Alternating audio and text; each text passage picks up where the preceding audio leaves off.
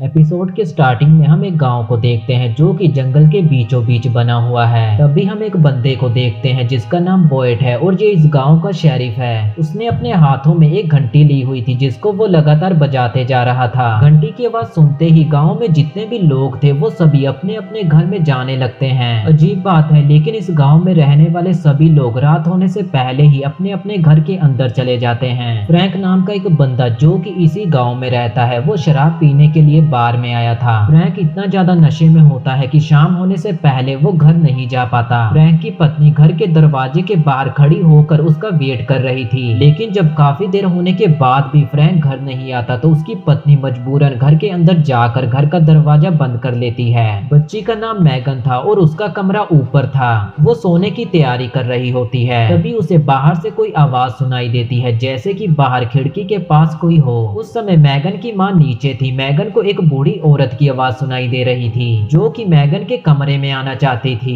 मैगन बहुत छोटी थी जिसके चलते वो विंडो का कर्टन ऊपर कर देती है। खिड़की के बाहर वही बूढ़ी औरत खड़ी थी जिसने मैगन की दादी का रूप लिया हुआ था। वो बूढ़ी औरत बहुत ही अजीबोगरीब बातें कर रही थी और उसने मैगन को अपनी बातों में फंसा लिया था, जिसके चलते मैगन खिड़की खोलने के लिए तैयार हो गई थी। लेकिन तभी पीछे से मैगन की माँ आ जाती है जो कि उसको खिड़की से दूर होने के लिए कहती है। लेकिन इतने में मैगन खिड़की खोल देती है और वो बूढ़ी औरत देखते ही देखते एक खतरनाक दानव में बदल जाती है। और यहीं पे ये सीन कट हो जाता है। अभी तक आप लोगों को कुछ भी समझ नहीं आया होगा कि आखिर ये जगह कौन सी है और यहाँ चल क्या रहा है। दरअसल ये गांव कहाँ है ये कोई भी नहीं जानता और जो लोग भी इस गांव में रहते हैं वो सभी अलग अलग जगह से आए हुए हैं, जो कि ना जाने कैसे इस गांव में आकर फंस गए हैं। और अब इन लोगों के पास इस गांव से बाहर निकलने का कोई भी रास्ता नहीं है। इन लोगों को इस गांव में रहते हुए बहुत समय हो चुका है, जिसके चलते इन्होंने यहाँ पर कुछ नियम बनाए हुए हैं। पहला नियम तो यही है कि सभी को रात होने से पहले अपने अपने घर के अंदर जाना होगा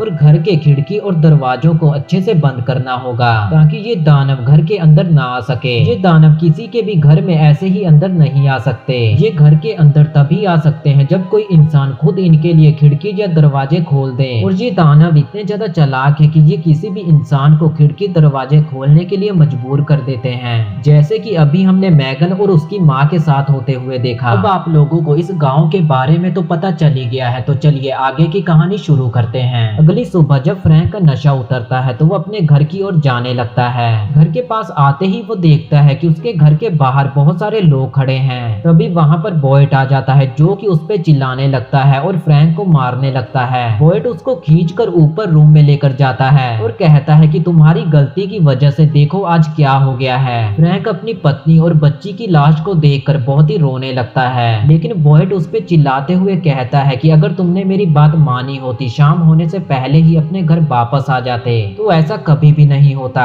इन लोगों को अगर अपने घर में सेफ रहना है तो सिर्फ खिड़कियां या दरवाजे बंद करने से ही काम नहीं चलेगा, बल्कि इन लोगों को अपने घर के बाहर एक पत्थर का तावीज भी लटकाना होगा जिस पर एक अजीबोगरीब भाषा में कुछ लिखा होता है। इसके बाद बोएट अपने बेटे से मिलने जाता है जो कि उसके साथ नहीं रहता। इस गांव के लोग भी दो ग्रुप में रहते हैं, पहले तो कम्युनिटी वाले और दूसरे कॉलोनी वाले, और ये दोनों ही आपस में मिलकर बिल्कुल भी नहीं रहते। बोएट कम्युनिटी में रहता है और उसका बेटा कॉलोनी में। बोएट अपने बेटे रिकी के पास आता है और उसको रात में हुए हादसे के बारे में बताता है और उसको उनके फ्यूनल में आने के लिए कहता है, लेकिन रिकी कोई भी जवाब नहीं देता, जिसपे बोएट वहाँ से चुपचाप चला जाता है। इसके बाद हम एक फैमिली को देखते हैं जिसमें जिम, टेविटा और उनके दो बच्चे हैं। बेटी का नाम जूली और बेटे का नाम ईथन है। ये लोग अपनी छुट्टियां मनाने के लिए निकले थे। चलते चलते ये लोग हाईवे से उतर जाते हैं और एक ऐसे रोड पे चले जाते हैं जो कि जंगल के बीच में से होकर जा रहा था। कुछ दूर आगे जाने के बाद इन्हें रोड के बीच में एक बड़ा सा पेड़ गिरा हुआ दिखाई देता है। ये पेड़ काफी ज्यादा बड़ा था जिसके चलते इसे जिम अकेला तो नहीं हटा सकता था। ये लोग सोच ही रहे होते हैं कि अब क्या करें। इतने में पूरा आसमान कौवे से भर जाता है और वो कौवे काफी जोर जोर से आवाजें निकाल रहे थे।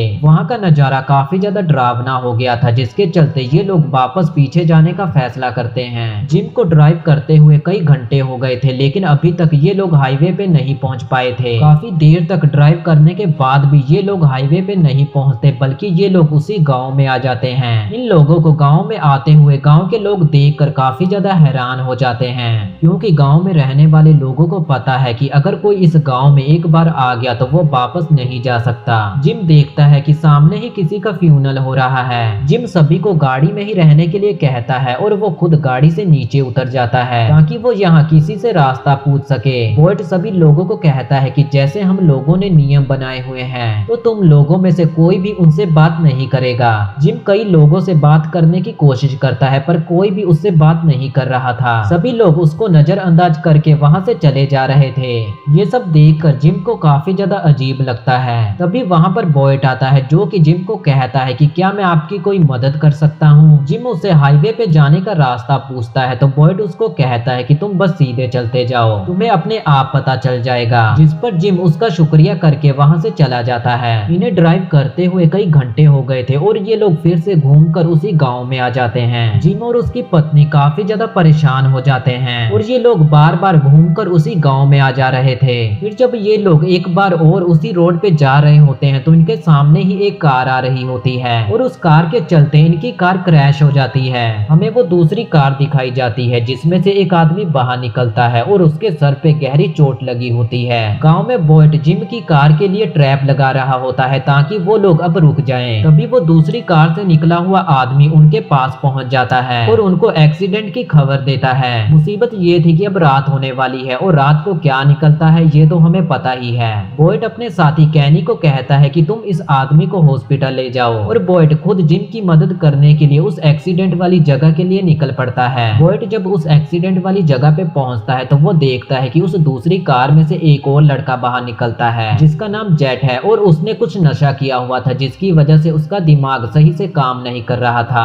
बॉयड जेट को उसी कार के साथ बांध देता है ताकि वो कहीं जाए ना। इसके बाद वो जिम की कार की ओर बढ़ता है उसकी मदद करने के लिए। वहाँ हॉस्पिटल में आकर कैनी सबको इस एक्सीडेंट के बारे में बताता है कि हमें मदद के लिए जाना होगा, खासकर क्रिस्टी को जो कि एक डॉक्टर है। कैनी रिकी से भी कहता है कि तुम्हारे पिता वहाँ है, तुम्हें उनकी मदद के लिए जाना चाहिए। रिकी थोड़ी देर सोचता है और उसके बाद जाने के लिए तैयार हो जाता है। जैसे ही ये सभी लोग एक्सीडेंट वाली जगह पे पहुँचते हैं क्रिस्टी पहले जेट को देखती है और उसको देखते ही क्रिस्टी को ये पता चल जाता है कि उसने नशा किया हुआ है। जेट का दोस्त जो कि हॉस्पिटल में था उसकी देखभाल करने के लिए सैरा नाम की लड़की वहाँ पे थी। इधर सभी लोग मिलकर जिम और उसकी फैमिली को गाड़ी से बाहर निकाल लेते हैं लेकिन जिम के बेटे की हालत काफी ज्यादा खराब थी। उसके पैर में एक लोहे की रोड आर पार हो चुकी थी और अंधेरा होने में सिर्फ 40 मिनट बचे थे। बॉयड जिम को कहता है कि हमें तुम्हारे बेटे का इलाज यहीं पे करना होगा और तुम अपनी पत्नी और बेटी को गाँव भेज दो। जिम बॉयड की बात मान लेता है। सभी लोग गाँव चले जाते हैं। वहाँ पे सिर्फ बॉयड, क्रिस्टी, जिम और उसका बेटा ही रह जाते हैं। उधर गाँव में सैरा उस लड़के के पास आकर कहती है कि इसमें तुम्हारी कोई गलती नहीं है और इतना कहने के बाद वो उसको मार डालती है। उसको मारने के बाद सैरा एक खिड़की को खुला छोड़ देती है। गांव की तरफ जा रहे लोग उस ट्रैप में फंस जाते हैं जिसे बॉयड जिम की कार के लिए लगा रहा था